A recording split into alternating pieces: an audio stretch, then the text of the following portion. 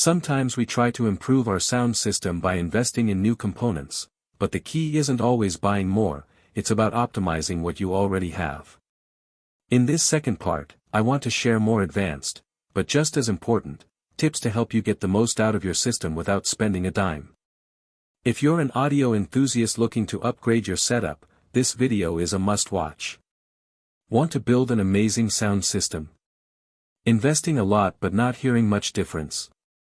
Then this book is for you. How to Build the Perfect Sound System, From Beginner to Audiophile, is the ultimate guide to creating a spectacular sounding system without breaking the bank. Did you know many audio enthusiasts waste thousands of dollars on poorly chosen gear, unnecessary cables, or setups that don't perform as they should? This book teaches you how to avoid those mistakes and invest smartly. You'll learn how to choose the right components based on your space, preferences, and budget. Understand which technologies you really need.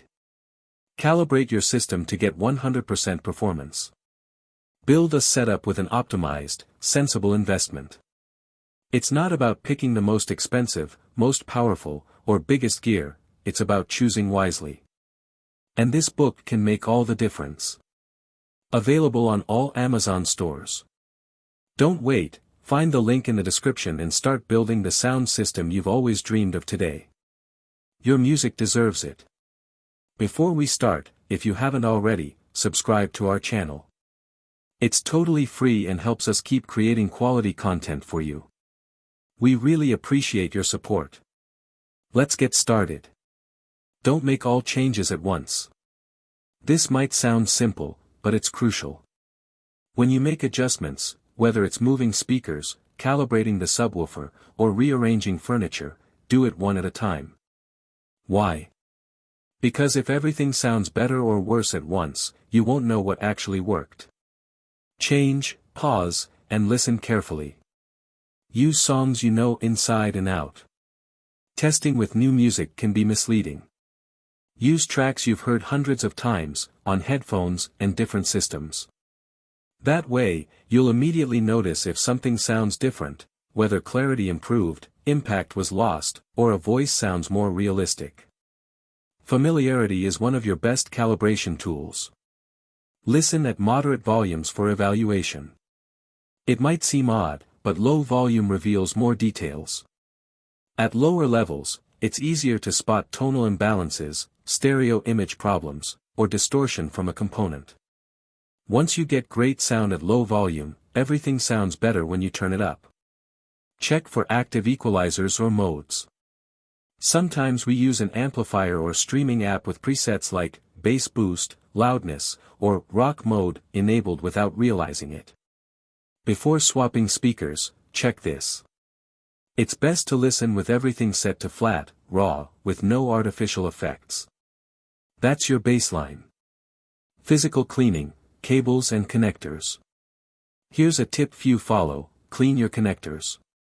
Over time, they oxidize or gather dust, which hurts signal quality.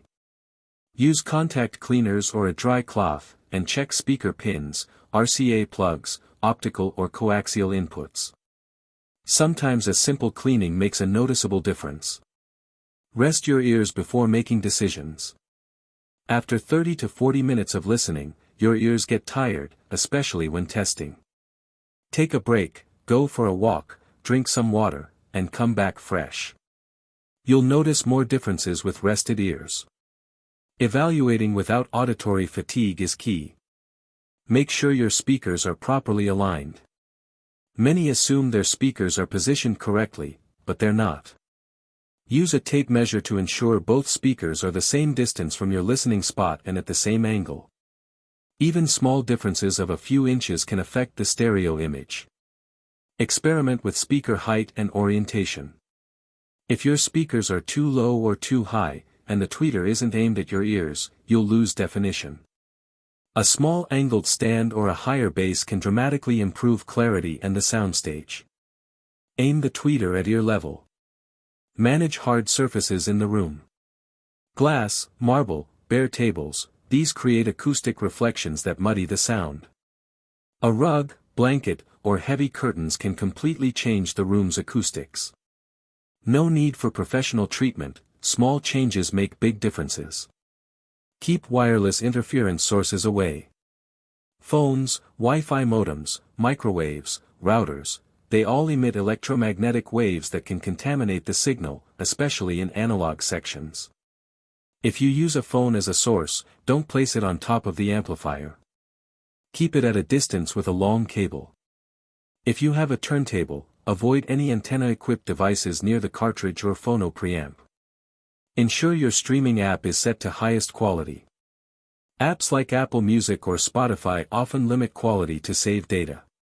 Go to Settings and make sure it's set to highest quality available, or even lossless, if your plan supports it.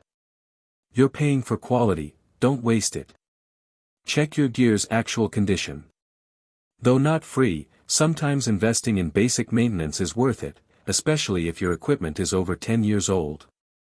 Capacitors, potentiometers, relays, these wear out and affect sound quality. A well-maintained system performs like new. And most importantly, learn to listen. It's not just about upgrading gear. It's about improving your listening skills. Pay attention to details, spatial cues, the texture of each instrument. When you train your ear, you start enjoying more with less. If you enjoyed this second part, don't forget to like, share your experience in the comments, and subscribe so you don't miss upcoming videos. Thanks for listening closely. And as always, your music deserves to sound better than ever.